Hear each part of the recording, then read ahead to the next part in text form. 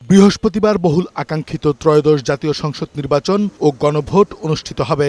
সকাল 7:30 থেকে বিকেল 4:30 পর্যন্ত একটানা চলবে ভোট গ্রহণ।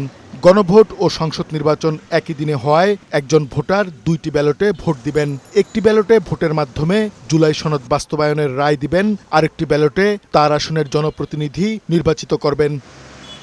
একজন বৈধ প্রার্থীর মৃত্যুর কারণে শেরপুর 3 আসনের নির্বাচন বাতিল হয়েছে।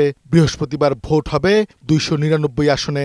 এসব আসনে প্রতিদ্বন্দ্বিতা করবেন 2028 জন। নির্বাচনে অংশ নেয়া 50টি রাজনৈতিক দলের প্রার্থী 1755 জন, আর স্বতন্ত্র প্রার্থী 273 জন। প্রার্থীদের মধ্যে নারী প্রার্থী 83 জন। এই নির্বাচনে মোট ভোটার 12,77,11,793 জন। ভোট কেন্দ্র 42,779টি। 50% ভোটকেন্দ্র ঝুঁকিপূর্ণ বলে জানিয়েছে নির্বাচন কমিশন। ভোট কক্ষের সংখ্যা প্রায় 2.5 লাখ।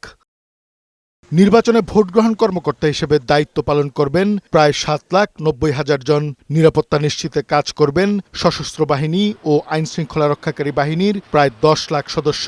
এছাড়া ম্যাজিস্ট্রেট, বিভিন্ন বাহিনীর মোবাইল টিম কাজ করবে মাঠে। নির্বাচনে অনিয়ম হলে প্রয়োজনে পুরো আসনের ভোট বন্ধ করা হবে বলে জানিয়েছেন নির্বাচন কমিশনার আনোয়ারুল ইসলাম সরকার। প্রার্থী যদি সরাসরি এমন কোনো আচরণ করেন যেটি তার প্রার্থিতা আর যোগ্যতাকে প্রশ্নবিদ্ধ করে, সেই ক্ষেত্রে প্রার্থিতা বাতিল হবে। আর যদি এমন পরিস্থিতি সৃষ্টি হয় যে প্রিজাইডিং অফিসার কোনোভাবেই ভোটের কাজ পরিচালনা করে ফলাফল দেওয়ার মতো সুযোগ থাকবে না, সেখানে প্রিজাইডিং অফিসার তাৎক্ষণিকভাবে কেন্দ্র বন্ধ করবেন। আর যদি এমন পরিস্থিতি হয় যে একটা আসনে এমন সমস্যা হয়ে গেছে যে সারা আসনেরই ফলাফল ঘোষণার সুযোগ থাকবে না, সেখানে তো বাধ্য হয়েই আমরা সেই আসন বাতিল ঘোষণা করব। অবশ্যই ভোট কাস্টিং বাড়বে, শতকরা 65 থেকে 70-এর ভিতরে চলে যাবে। দেশীয় 80টি পর্যবেক্ষক সংস্থার প্রায় 45,000 পর্যবেক্ষক গণভোট ও জাতীয় নির্বাচন পর্যবেক্ষণ করবেন। এছাড়া 40টি দেশ ও 8টি আন্তর্জাতিক সংস্থা ভোট পর্যবেক্ষণ করবে। কয়েক হাজার দেশি বিদেশি সাংবাদিক সংসদ নির্বাচন ও গণভোটের সংবাদ সংগ্রহ করবেন।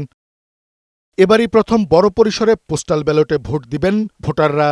15,28,131 জন ভোটার দেশ বিদেশ থেকে পোস্টাল ব্যালটে জাতীয় নির্বাচন ও গণভোটে ভোট দিবেন।